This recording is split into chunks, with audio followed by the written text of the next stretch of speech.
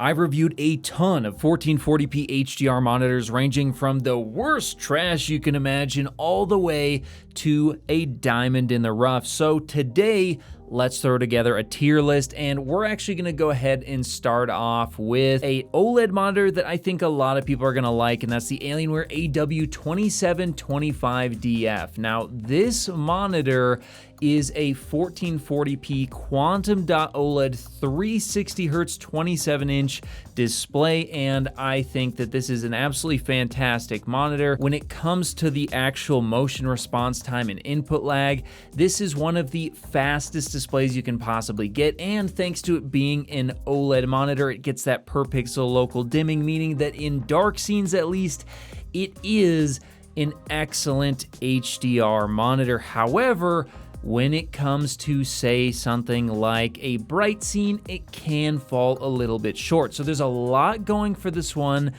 and coming in at a price of, I believe it was roughly $900 when it launched.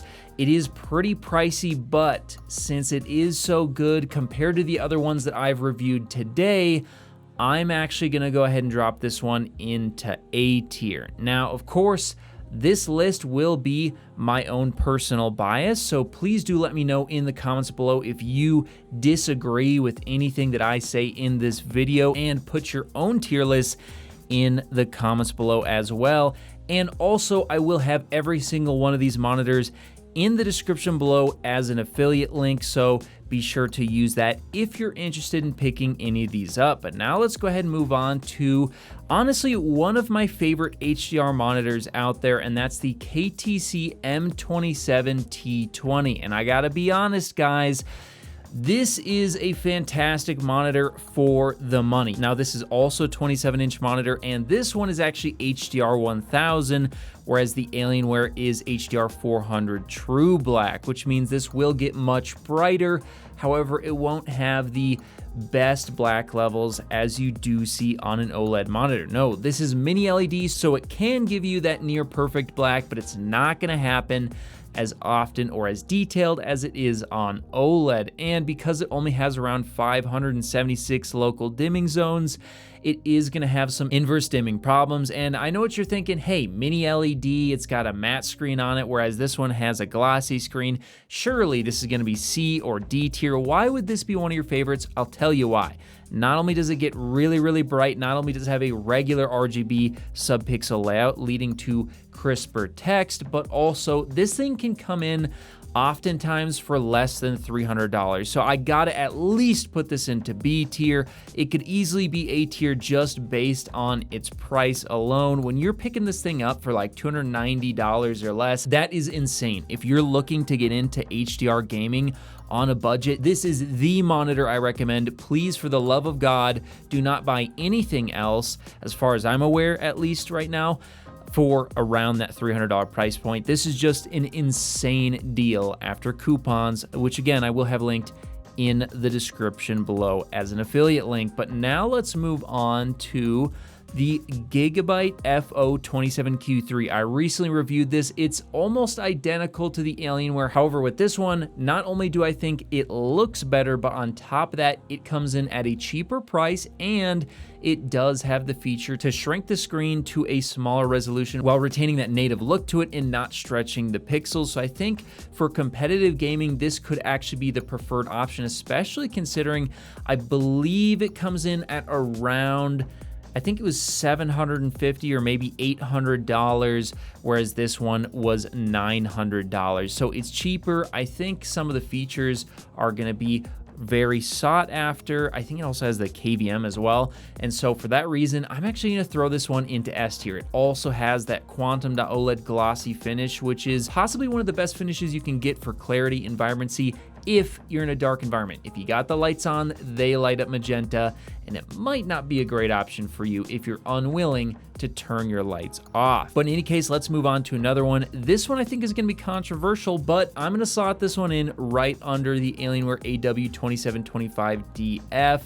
And the reason why it's not gonna be better than that, or the Gigabyte FO27Q3, or worse than the KTC, is because while this is 240Hz OLED and these are 360Hz OLED, it does have some serious strengths. Not only do you get the glossy finish like you get on these two, but it's actually, in my opinion, better because it's Gorilla Glass and it does not have the magenta tinting issues. I also think this one looks more clear in general and is far, far brighter than both of these when you set the brightness correctly in the menu. However, the reason as to why, even though I just talked it up a lot, it's not better than these two is because while it is available in Best Buy now, and I don't have an issue buying things from Best Buy, Doe has had some issues in the past, and it's coming in at $1,100. And at $1,100, that is a lot of money to be asking for a lower refresh rate, and it also has some EOTF curve tracking issues. So I think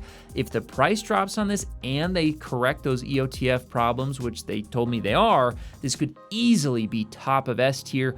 We'll see if that changes in the future, but for now, I think this is a fair spot considering the price. But now let's move on to some ultra wides. Now I'll be saving the super ultra wides for an ultra wide tier list, but I did decide to throw in a few ultra wides here, guys, because, well, they are technically, at least in my opinion, 1440p. 3440 by 1440 versus 2560 by 1440 is going to give you a similar picture, just wider. So I think it is fair to put them in here. And let's start off with the Alienware AW3423DW. Now, in the past, I had this higher, but I think it's starting to not age so well as the price has not really been coming down. I believe it's around $999 if you want to buy it right now. And for that price, I feel like these monitors are just better. Yes, they are, not way cheaper, but they are less expensive and they have a higher refresh rate. This is 3440 by 1440 at, well, 175 hertz, not 240, not 360. So for that reason, this is a tough one, but you know what, guys? This could easily be B tier. However, to separate this, this is a tough one, but I think, what I think I'm gonna do is I'm gonna slot this one into B tier, and then I'm actually gonna slot this one into bottom of A tier because, guys, that price is just so good on the KTC. It's got issues, it does, but man, is that price good. Whereas this, I'm not so sure about that price in the year of 2024. But now let's move on to the OLED G8. You know what? This is basically the same thing as the Alienware, same quantum.OLED, same 175 hertz. However, and even today it's the same price, but I had some issues with my initial review unit. I've in the past personally had a lot of issues with quality control when it comes to Samsung electronics. So I'm gonna slot this right below the Alienware, as I would feel more comfortable personally buying the Alienware over the Samsung version. But now let's go ahead and drop in the LG 45GR95QE, and this one I think is gonna be bottom of B tier. Now in the past I liked this more, and you know what, to be honest with you, I think certain people will consider this one to be A or S tier, and the reason why is because it's quite possibly the most immersive monitor that's ever been created. That 45-inch size and that aggressive 800R curve with the WOLED panel is really, really nice. However, unlike these two, it's not using a glossy panel. It's using a pretty bad matte finish on it. And honestly, between that and such a, I guess, decent but not super high resolution stretched over such a large area that's meant to be placed close to you. This is not like a TV. This is meant to be close to you, so you'd want a higher resolution. I feel like this should be bottom of B tier in the year of 2024. And let's finally finish up with this brand new one from INNOCN.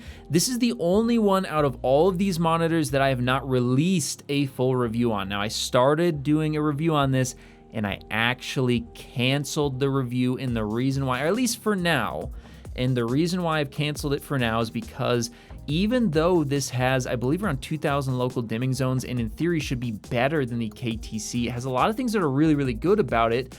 It has a really big problem when it comes to coil whine that made me feel like I was suffering from tinnitus, and that's just simply something that I couldn't finish the review with that problem. I even had them send me a replacement, same issue. So until that issue gets fixed, I'm gonna go ahead and slot this one into C tier because it has potential to be really, really good, It's just that that one issue is holding it back. So yeah, this is going to be a 3440 by 1440 mini LED 165 Hz, and it was looking good, but I just could not bear the coil whine coming off of a monitor. I mean, it's bad enough to get that out of a graphics card, but out of a monitor, that's right in front of your face. So until that gets fixed, I'm gonna go ahead and drop this one into C tier, but there's my list. Again, things could definitely shift with firmware updates here, and as I review more monitors, make sure you're subscribed for those updated tier lists. I love doing these videos, guys, but let me know in the comments below if you disagree.